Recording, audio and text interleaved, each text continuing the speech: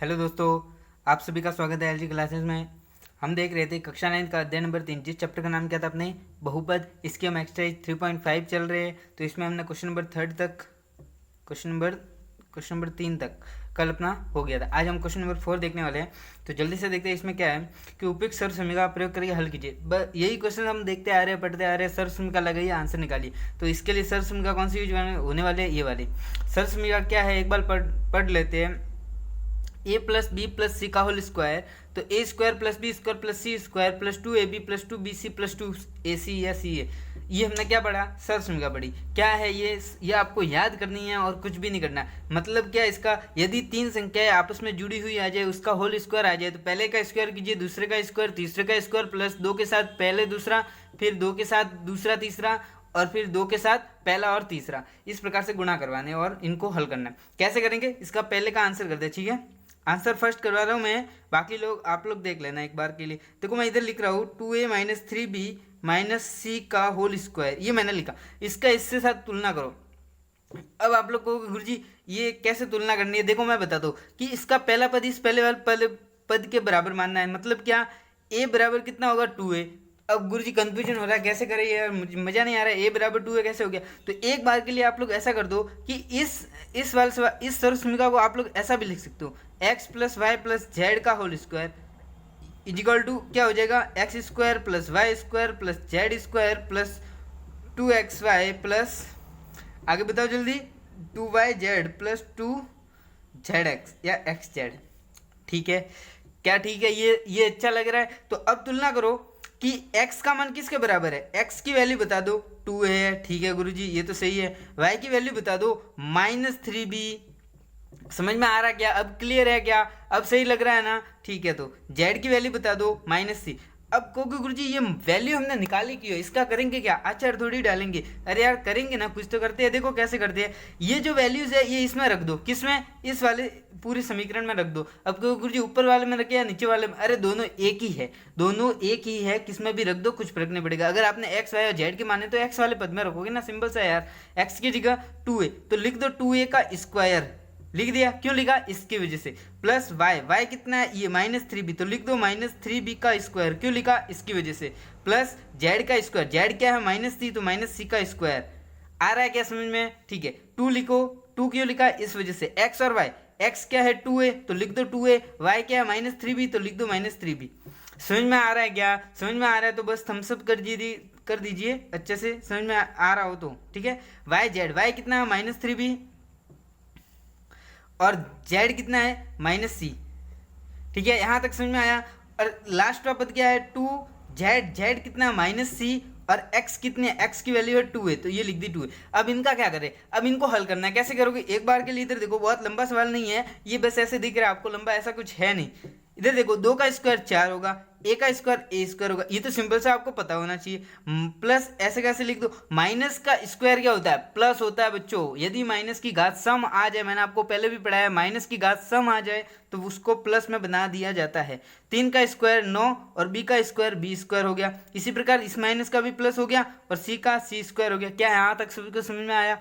आ गया होगा। अब इधर देखो, माइनस है प्लस है, इन दोनों का गुणा है। क्यों है गुणा? देखो सब जगह गुणा का निशान है, इनके बीच में भी गुणा का निशान है। तो प्लस और माइनस क्या होंगे? माइनस होगा। 2 × 2 4, 4 तिया 12, और a और b है तो a भी लिख दिया।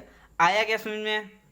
2 × 2 4, 4 × 3 12, ये माइनस प्लस माइनस माइनस, और a और b सब कुछ लिखना है, एक भी नहीं छोड़ना। अब इधर देखो, plus minus minus, minus minus plus, अर्थात क्या इधर टोटल रिजल्ट प्लस आएगा, ये आपको पता करना है। 2 × 3 6 हो गया, 6 लिख दो। और कोई संख्या नहीं है, b और c है तो b और c लिख दो। यहां तक समझ में आ गया क्या? अब लास्ट वाला देखो, इसमें क्या है? प्लस और ये माइनस, तो इधर क्या हो जाएगा? माइनस, और 2 × 2 4, और ए सी या सी ए कुछ भी लिख दो, सी ए। ये हो गया आपका फाइनल आंसर। यही आपका आंसर है, इसमें कोई चेंज और हो ही नहीं सकता, आगे कुछ हल हो ही नहीं सकता। बस 2 स्टेप सी थे, इतने ही है। तो आप लोग क्या करोगे? इस सवाल को अगर समझ में आ गया है तो अच्छी बात है, अगर नहीं आया तो इस सवाल को वापिस एक बार देखिए, पूरा होने के बाद वीडियो, उसके बाद वापस देखिए एक बार इसको और समझिए। और उसके बाद क्या करोगे आप लोग? 1 2 3 और ये 4 सवाल करोगे। ये वाला सवाल मैं खुद करवा देता हूँ क्योंकि आपको ये थोड़ा अटपटा सा लगेगा, क्या है गुरुजी ऐसा कैसे करवा दिया, हमें टफ दे दिया। आपको टफ बिल्कुल नहीं देंगे, सिंपल सवाल आपसे करवाएंगे, टफ वाले हम करवा दें, ठीक है। ये वाला सवाल हम कर देते हैं आराम से आपसे, बाकी सब हो जाएंगे, कोई दिक्कत नहीं। अगर फिर भी कोई सवाल नहीं हो रहा है तो उसका क्वेश्चन नंबर लिखकर इसी वीडियो के कॉमेंट में मुझे भेजना, ठीक है, कि सर ये वाला सवाल नहीं हुआ वगैरह वगैरह। तो हम नेक्स्ट इस वाले सवाल को बिना टाइम वेस्ट किए करते हैं। z/x, ठीक है, ये कर दिया हमने, z/x का स्क्वायर। इस सवाल को हल करना है सिंपल से सेम। अब x वाली तो इसमें x y z इसमें जो है, तो हम ऊपर वाला लेते हैं। प्रॉब्लम की कहाँ पर है यार, a बराबर मान लो, a बराबर, इससे तुलना करो, ये नीचे वाला छोड़ दो, ऊपर वाला। a बराबर क्या है, x/y है, तो लिख दो x/y।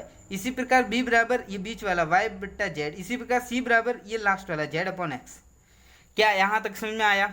आ गया होगा, कोई प्रॉब्लम नहीं है, क्योंकि सर समीकरण को देखकर अपना मान लिखे और कुछ भी नहीं किया। तो अब इनको हल करना, हल कैसे करना, पहले का स्क्वायर, दूसरे का स्क्वायर, तीसरे का स्क्वायर, तीनों को जोड़ दो। पहले का स्क्वायर कर रहा हूं, पहले का स्क्वायर करो x/y प्लस दूसरे का स्क्वायर करो, ये कर दिया गुरुजी दूसरे का स्क्वायर। इसी प्रकार थर्ड वाले का स्क्वायर कर दो, ये कर दिया गुरुजी, कोई प्रॉब्लम नहीं। अब 2ab लिख दो, 2 लिख दो, a की वैल्यू लिख दो, b की वैल्यू लिख दो, b की वैल्यू लिख दी, कोई प्रॉब्लम क्या किसी को नहीं होगी। इसी प्रकार 2bc है तो b की वैल्यू लिख दो और c की वैल्यू लिख दो, ये x, ठीक है। अब प्लस 2ca है, ca तो c की वैल्यू लिख दो, पहले c की वैल्यू लिख दी, अब a की वैल्यू लिख दी। क्या कोई किसी को प्रॉब्लम हुई क्या? किसी को प्रॉब्लम नहीं होगी, आराम से हो जाएगा, सब सिंपल है यार, कुछ किया ही नहीं हमने, ठीक है। अब देखो आगे, आगे देखो क्या कर रहा है इसमें। पहले का ये जो स्क्वायर है दोनों के ऊपर है, तो x का स्क्वायर भी होगा और y का स्क्वायर भी होगा। क्या यहाँ तक कंप्लीट है सबके? हो जाएगा। इधर भी दोनों का स्क्वायर होगा, इधर भी दोनों का स्क्वायर होगा। अब बात आती है इसमें देखो कुछ आपको कटने लायक चीजें दिख रही है क्या? तो आप लोग आराम से देखते हो, सभी गुणा में है, किस में है? गुणा में। तो ऊपर नीचे अगर समान समान संख्या है तो उसे हम काट सकते हैं। तो देखो y से y कैंसिल हो गया, तो 2x/z, तो बचेगा क्या, लिख सकते हो आप लोग आराम से 2x/z, ये बचेगा। इसी प्रकार इसमें देखो z से z कैंसिल हो गया, तो क्या बचेगा 2y/x। इसी प्रकार इसमें देखो x से x कैंसिल हो गया, तो 2z/y। यही आपका आंसर है। इससे आगे हल करने की आपको बिल्कुल जरूरत नहीं है, ठीक है बच्चों, इससे आगे आप हल करना भी मत, बस यही आपका फाइनल आंसर आ गया। यहाँ तक समझ में आ गया क्या? सबको ये सवाल हो गया? अगर किसी को फिर भी प्रॉब्लम आ रही है तो मुझे कॉमेंट करके बता दीजिएगा, मैं आपकी सॉल्यूशन करवा दूंगा। अब हम देखते हैं इसका, ये जो बाकी के सवाल है आप लोग खुद ट्राई करोगे, ठीक है बच्चों। हम देखते हैं क्वेश्चन नंबर 5।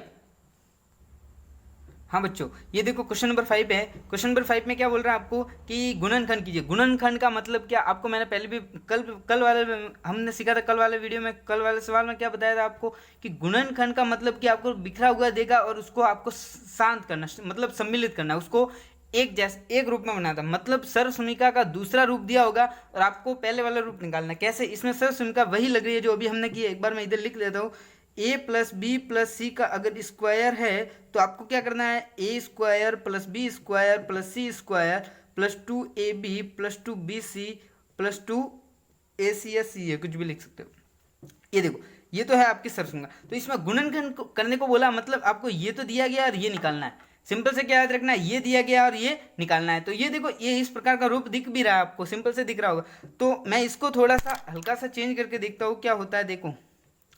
उससे पहले आप सभी का बहुत बहुत धन्यवाद। आपको एक बार फिर मैं बोल रहा हूँ कि आप हमारे 100 सब्सक्राइबर से ऊपर हो चुके हैं, तो एक बार और दम लगा के शेयर कर दीजिए सभी बच्चों तक, अपनी जो ये पाठशाला है इसको पहुंचा दीजिए, ताकि अपना एलजी परिवार और बड़ा हो और शिक्षा का एक अच्छा केंद्र बन सके, ठीक है बच्चों। तो हम सीखते थे क्वेश्चन नंबर 5 का, इसको सीखते हैं। पहले क्या है इसमें, देखो इसको मैंने आपको कल भी बताया था, क्या निकालने के लिए क्या करोगे आप लोग, पहले वाले के जैसे कि रूट निकाल दो। इसका रूट निकालोगे तो क्या होगा, रूट निकालना तो आता ना बच्चों, आपने सीखा है बहुत अच्छे से। इसका रूट मतलब 9 का रूट 3 और x² का स्क्वायर से रूट कैंसिल होता है, तो x मतलब इसको मैं क्या लिख सकता हूँ, 3x। अब को गुरुजी 3x, ऐसे सवाल थोड़ी चेंज कर सकते हो। अरे यार बिल्कुल मुझे पता है, सवाल चेंज कर ही नहीं सकते, तो इसके ऊपर स्क्वायर लगा दो। तो क्या इसको मैं हल करूंगा तो ये आएगा कि नहीं आएगा? बिल्कुल आएगा जी, बिल्कुल आएगा। इसी प्रकार इसको लिखूंगा मैं, क्या लिख सकता हूँ, 2y² लिख सकता हूँ क्या। अब इसको मैं क्या लिख सकता हूँ, इसको क्या लिख सकता हूँ, 16 है। 16 किसका स्क्वायर होता है, जल्दी सोचो, 4 का, और z है तो फिर z लिख दो साथ में, स्क्वायर कर दो। अब देखो प्रॉब्लम कहाँ आ रही है, आपको क्या बोला है, प्लस प्लस लिख दूं मैं 2, इसमें तो आएगा a, इसमें आएगा b, 2ab प्लस 2b और c प्लस 2c और a या a और c। ठीक है, ये तो हो गया। अब आप लोग देख सकते हो इसमें थोड़ी सी एक आपको गड़बड़ दिख रही है। कौन सी गड़बड़ है कि गुरुजी यहाँ पर तो माइनस है 2 जगह, आपने तो गलती से प्लस लिख दिया, ये दोनों, ये वाले दोनों। अरे हमने नहीं लिखा, गलती से नहीं लिखा, हमने सही लिखा है। देखो कैसे सही लिखा बताता हूँ मैं आपको। देखो यहाँ पर कहीं प्लस नजर आया, क्यों नहीं आया? क्योंकि आपको पता है अगर -2 होगा या -2x है या 2y है, सपोज करो इसका अगर स्क्वायर करोगे तो माइनस का स्क्वायर भी प्लस हो जाएगा और 4y² आ जाएगा। मतलब अगर इसमें माइनस है तो भी आपको दिखाई नहीं दे रहा, तो ये कैसे पता चलेगा माइनस है या नहीं, किसके साथ है? तो ये इनसे पता चलता है। कैसे पता चलेगा? अगर यहाँ पर माइनस है, सुनो ध्यान से बच्चों, यहां पर माइनस है और यहां पर माइनस है, तो इन दोनों में कॉमन कौन सी चीज है वो देख लो। कॉमन चीज मतलब क्या होगा कि इन दोनों में एक समान क्या आ रहा है, तो आपको आसानी से बता सकते हो गुरुजी 2 अरे 2 नहीं, संख्या नहीं बोलना आपको, ए बी वाले अक्षर। तो आप लोग देख सकते हो बी इसमें भी है, इसमें भी है, मतलब इधर वाला जो है, इधर वाला अंक यानी बी वाला, बी कौन है इसमें? बी देखो, बी कौन है? 2y, ये आपका माइनस में है। आया क्या समझ में? फिर से सुनो बच्चों, हमने क्या कहा, कौन कौन से माइनस में है वो पद देख लो, ये वाला, एक ये वाला। इन दोनों में कॉमन चीज क्या है? कॉमन मतलब कि एक जैसा दोनों में क्या है? तो दो संख्या नहीं देखनी, आपको ABCD वाले अक्षर देखने हैं। तो देखो b इसमें भी है, इसमें भी है, मतलब b जो है, b यानी b वाला जो है सेकंड वाला पद वो आपका माइनस में है। तो आपको बिल्कुल घबराना नहीं है, ये a है, ये b है, ये c है, a b और c। तो a की जगह 3x लिख दो, ये इधर a भरना ना, b की जगह -2y भर दो, कोई प्रॉब्लम नहीं आएगी। b की जगह -2y, c की जगह क्या भरोगे? 4z। इसी प्रकार a की जगह 3x और c की जगह 4z। अब देखो इस पूरे को हल करोगे तो आपको ये मिल जाएगा, मिलेगा ही। हल कर कर देख लेना, मैं इतना टाइम नहीं ले रहा हूँ, आप लोग देख लेना, कल भी हमने सीखा था ये, इसलिए मैं आपको आगे नहीं बता रहा हूँ। अब देखो इसको आगे क्या करना है, आगे कुछ भी नहीं करना, ये a b और c इन तीनों को लिखना है। कैसे लिखोगे? 3x -2y प्लस 4z, इनका स्क्वायर में ऐसे लिखना है। आया क्या समझ में? इन तीनों को लेना है और ऊपर होल स्क्वायर लगा देना, बस।